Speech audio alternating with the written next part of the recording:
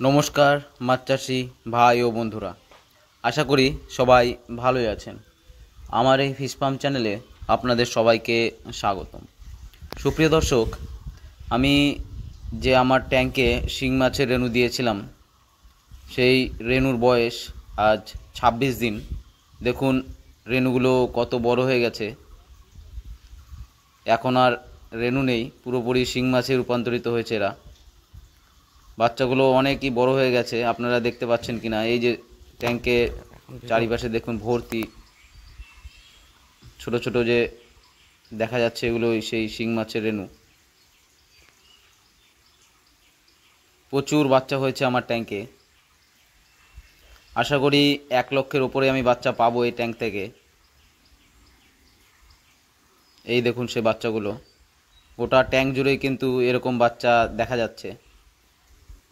এখন যেহেতু দিনের বেলায় কিন্তু শিং মাছ দেখাটা খুবই কষ্টকর, কারণ দিনের বেলা এরা লুকিয়ে থাকে। যেহেতু আমার ট্যাঙ্কে প্রচুর পরিমাণে বাচ্চা আছে, সেই কারণেই বাচ্চাগুলো দেখা যাচ্ছে।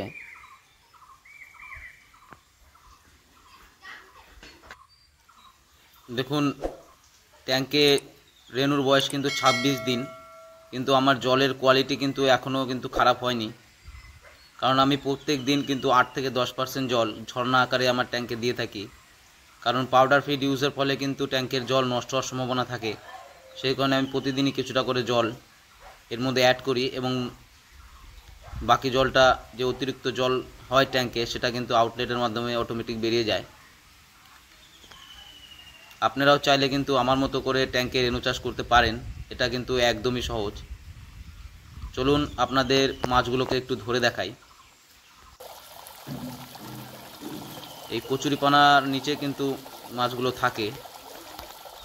বিশেষ করে যে ছোট মাছগুলো, যেগুলো মেল মাছ, সেগুলোই এখন বর্তমানে কচুরিপানার মধ্যে থাকে। যেগুলো বড় হয়ে গেছে বেশি, ফিমেল মাছগুলো, সেগুলো কচুরিপানায় থাকে না। তাও আমি আপনাদের ধরে দেখানোর চেষ্টা করছি। পানা থাকতেছে বাইরে, ভালো করে উঠাইতে পারতেছি না।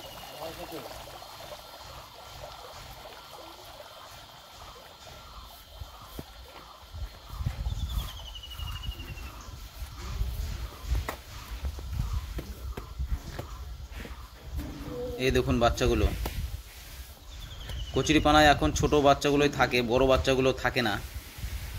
দেখুন কিছু কিছু বাচ্চা কিন্তু অনেকটাই বড় হয়ে গেছে, এবং বাচ্চার কালারগুলো দেখুন কত সুন্দর। দু একটা কচুরিপানার থেকে যদি এতগুলো বাচ্চা উঠে আসে, তাহলে আপনারা আন্দাজা করতেই পারেন যে আমার ট্যাঙ্কে কতগুলো বাচ্চা আছে।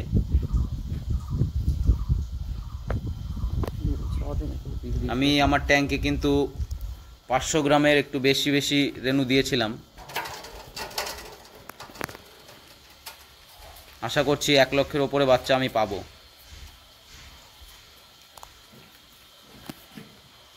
ট্যাঙ্কে রেণু চাষ কিন্তু একদমই সহজ, পুকুরের থেকেও ভালো প্রোডাকশন হয় বলে আমি মনে করি।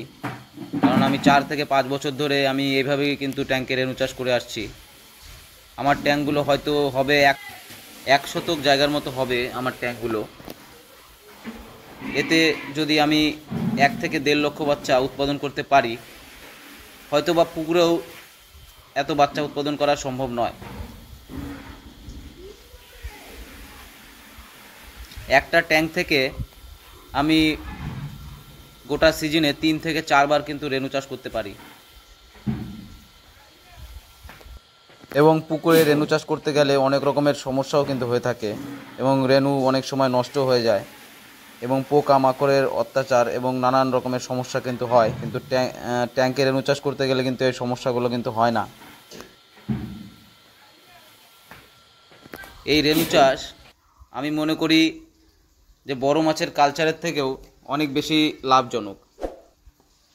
কারণ বড় মাছ চাষ করতে গেলে মোটামুটি ৭ থেকে ৮ মাস সময় লাগে, আর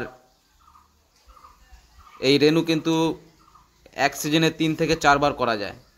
এবং ১ থেকে ১.৫ লাখ করে যদি প্রত্যেক বারে যদি আমি পোনা উৎপাদন করতে পারি, তাহলে হয়তো আপনারা ইনকামটাও আন্দাজা করে নিতে পারছেন যে কতটা ইনকাম হতে পারে।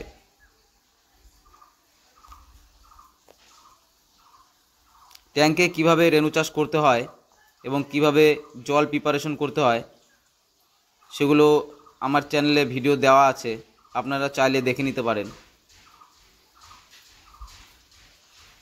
আমার এই ভিডিওটি যদি আপনাদের ভালো লেগে থাকে তাহলে ভিডিওটিতে অবশ্যই একটি লাইক দেবেন এবং চ্যানেলে যদি কেউ নতুন হয়ে থাকেন তাহলে আমার চ্যানেলটা সাবস্ক্রাইব করবেন। এবং ট্যাঙ্কে রেণু চাষ সম্বন্ধে আপনাদের যদি কোনো রকমের কোনো প্রশ্ন থেকে থাকে তাহলে আমাকে কমেন্টের মাধ্যমে জানাবেন, আমি যথাযোগ্য চেষ্টা করব আপনাদের কমেন্টের উত্তর দেওয়ার। দেখা হবে পরের ভিডিওতে, সবাই ভালো থাকবেন।